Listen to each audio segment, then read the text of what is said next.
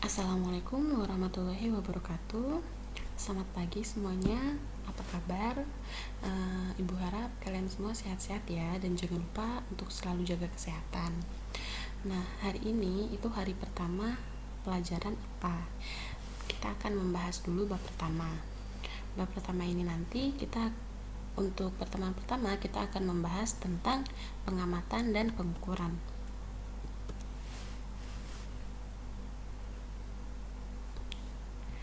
Tujuan pembelajaran kita untuk hari ini, yang pertama, kalian dapat menyebutkan pengertian dari pengamatan dan juga pengukuran.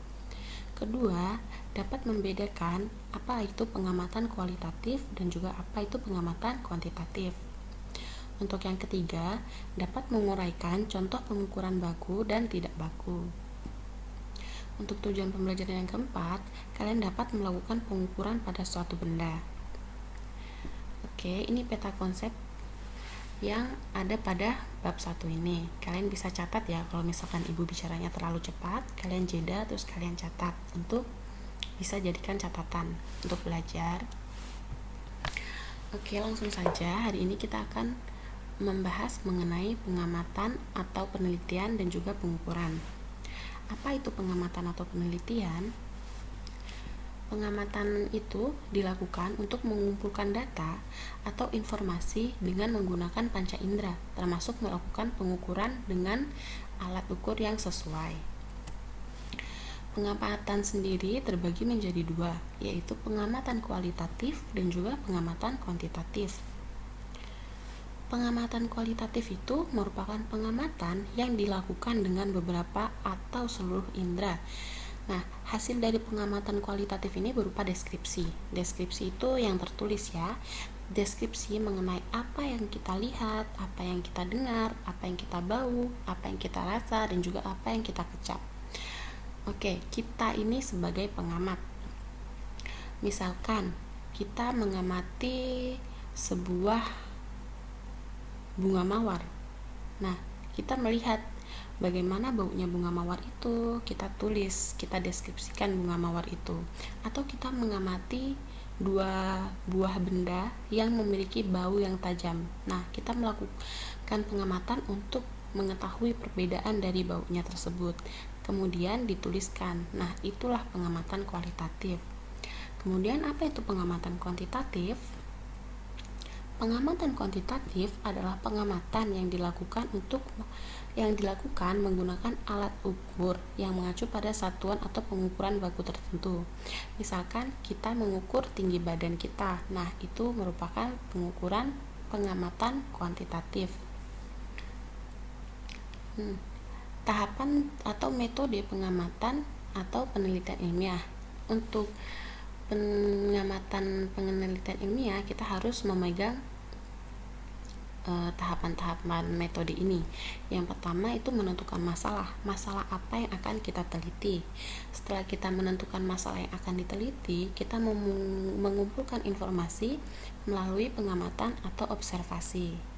Kemudian kita membuat hipotesis atau dugaan sementara tentang masalah yang tadi kita tentukan. Setelah kita membuat hipotesis, kita melakukan percobaan untuk membuktikan hipotesis kita itu benar atau salah.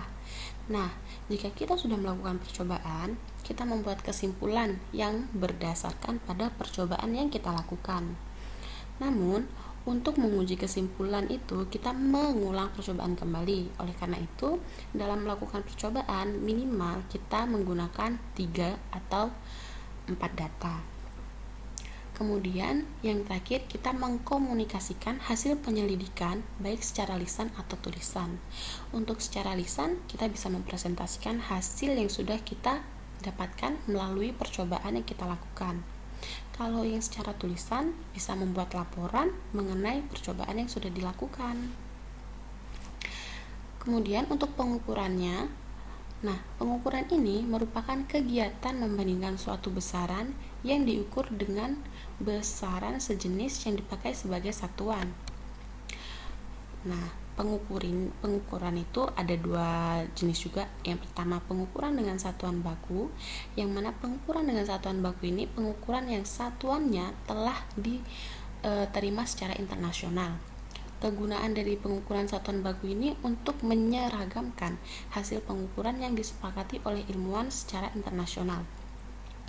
Jadi pengukuran yang baku ini kalau digunakan di negara manapun itu tetap sama, seperti contoh sentimeter untuk satuan panjang, kilogram untuk satuan massa. Massa itu tahu kan? Ya, berat. Tapi nanti itu berat sama massa itu ada perbedaannya sedikit. Kemudian ada sekon atau detik untuk waktu dan juga Kelvin untuk suhu. Itu merupakan satuan internasional. Kemudian yang kedua yaitu pengukuran dengan satuan tidak baku. Apa itu pengukuran dengan satuan tidak baku? Pasti kalian pernah kan mengukur jarak dari titik A ke titik B menggunakan jengkal tangan. Nah, jengkal setiap tangan orang itu kan berbeda. Jadi terkadang ada perbedaan antara si A mengukur jarak A ke B dengan si B mengukur jarak A ke B menggunakan jengkal tangannya. Oleh karena itu disebut pengukuran dengan satuan tidak baku. Oke, Ibu rasa untuk pertemuan hari ini cukup sampai di situ. Untuk tugasnya Ibu akan taruh di Google Form, kalian bisa mengisinya dan jangan ada yang curang. Terus nanti videonya bisa kalian kirim ke Ibu atau dimasukkan langsung ke Google Form. Itu video untuk tugasnya ya. Oke, jaga kesehatan. Terima kasih sudah mendengarkan. Wassalamualaikum warahmatullahi wabarakatuh.